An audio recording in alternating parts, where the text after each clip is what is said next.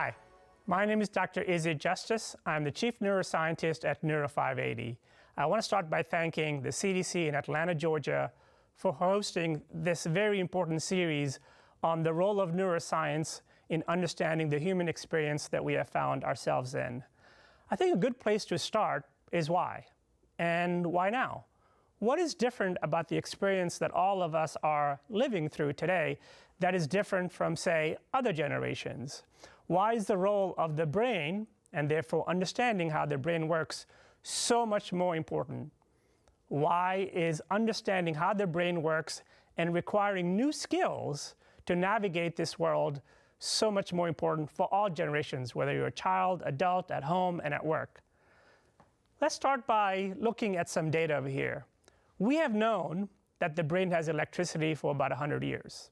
We've been able to measure it for about 60, 70 years. In the last 10 years, we've been able to functionally measure it, meaning while people are doing certain tasks. There were not many good things that came out of COVID, but one of the good things that did come out of COVID was a global sharing of data and information so we could all understand how we could navigate post-COVID. We all experienced a traumatic event in COVID, and our mental wellness became a big issue. So all the data around the world from neuroscience is pretty identical. What is that data? The first point is that the average EEG, so think of the EEG as the noise in your head, the volume of activity that is in our collective brain. The average EEG of a normal person today is the equivalent of a schizophrenic patient from the 1950s. What does that mean? That means that if I blindfolded any one of us normal people today, and we went back to 1950 and had us measured, we'd be clinically diagnosed as being schizophrenic. That is the sheer volume of noise that is now in our head. How did this come to be? Well, think of the mobile devices, these little things that we have in our hip pockets. In the year 2010, there were about 1 billion devices for about 6 billion people. Today, we have 8 billion people and close to 30 billion devices around the world. That means that the consumption of stimuli to our brains has never been more abundant. It is very easy for us to access a large quantity of information just from our hip pockets. It's right there.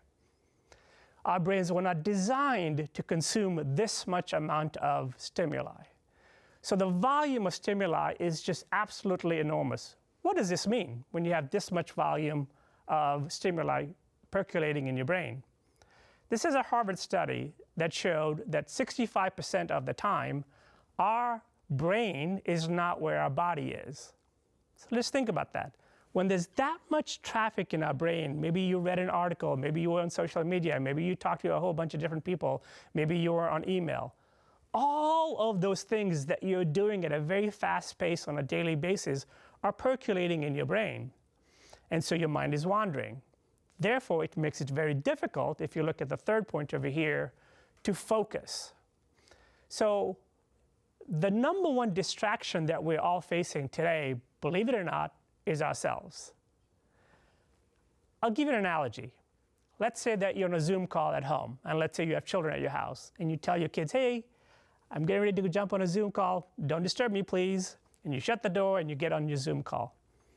Well, 20 minutes into the call, one of your kids forgets that you're on a Zoom call. They open the door and say, hey, Dad, hey, Mom, I wanted to... And they notice that you're on Zoom. They politely say, oh, I'm so sorry, and they walk out the door and shut the door. That is an external distraction. You can see how an external distraction like that can interrupt your flow. You might have to take a few minutes to get back on track. Now, if you can understand that an external distraction like that can compromise the flow of your thinking, then I want you to imagine or understand that your own brain is basically doing that to yourself every 3 to 10 seconds.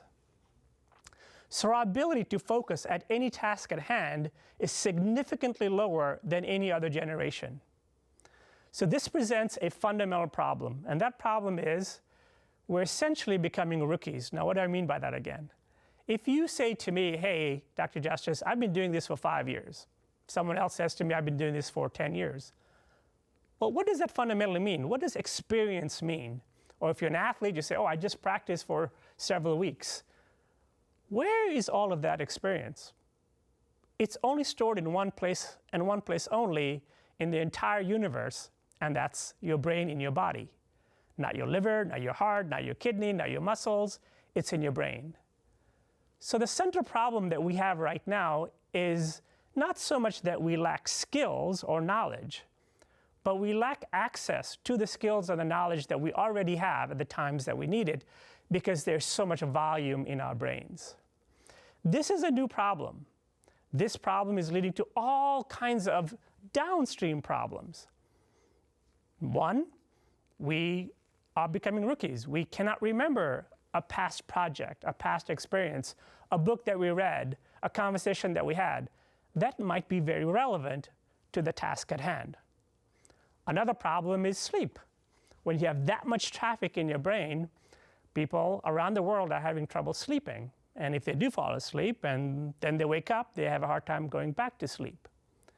So we cannot avoid getting rid of these devices. They're here to stay. And there's a lot of good that comes with these devices. I personally manage my calendar on my phone.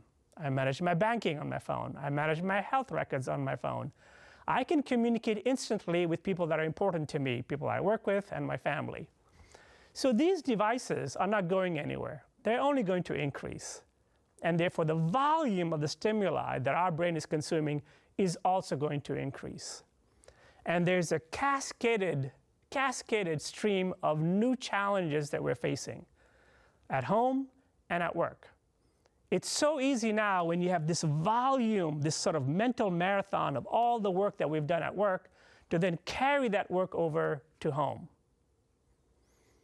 It's so easy when you're at home and maybe you have a sick child or a sick parent or something's going on in your personal life, to carry that volume of stimuli to your work environment. So we need new skills. In the future videos that we'll be sharing with you, we'll talk about many solutions, specifically neurohacks. These are very short breaks that you can give your brain to reduce the quantity of the brain waves, the quantity of the intensity of those brain waves long enough that you can perform the next task at hand to the best of your ability, to increase your focus, to reduce your stress. These new skills will be discussed in the next few videos. Thank you.